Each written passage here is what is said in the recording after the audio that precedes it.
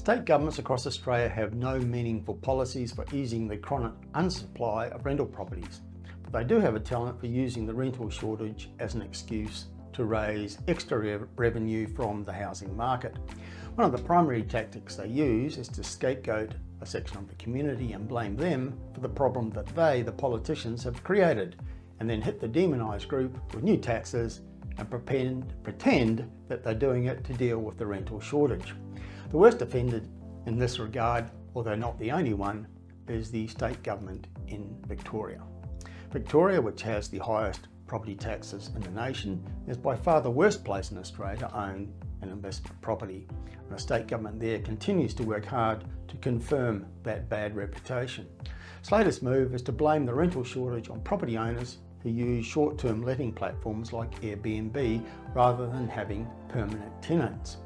Choosing to use short-term letting is a perfectly reasonable and legal thing to do, and there's considerable public demand for houses and apartments made available for holiday letting as an alternative to expensive hotel rooms. But the Victorian government has decided to demonise owners who use Airbnb and other similar platforms so that they can hit them with a major new tax and raise some desperately needed revenue for a government which is strapped for cash. They're claiming it will fix the rental shortage, but of course it won't. Airbnb didn't cause the rental shortage in Victoria or elsewhere in Australia. It's a very minor part of a much larger problem, and curtailing it won't create higher vacancies or lower rents for permanent tenants. This has been confirmed by a number of university studies, including one by the University of Queensland, which found that banning short-term letting would not have any significant difference in the rental shortage problem. And RMIT University in Melbourne has come up with a similar finding. An RMIT University expert says that Victorian short-stay rental reforms won't solve the rental shortage crisis.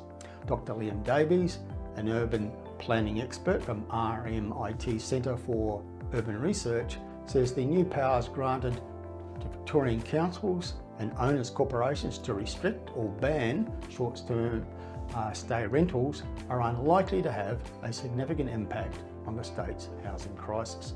Dr. Davies said the reforms will likely have minimal effect on overall rental affordability. He says this change to short-stay accommodation is likely to have positive benefits at a local level, but may not significantly impact the state's rental affordability issues. Dr. Davies cautioned against expecting widespread changes to the rental market as a result of these policies. He said it's unlikely that all of those Airbnb dwellings would be shifted to long-term rentals, so the effect of the reform will probably be minimal.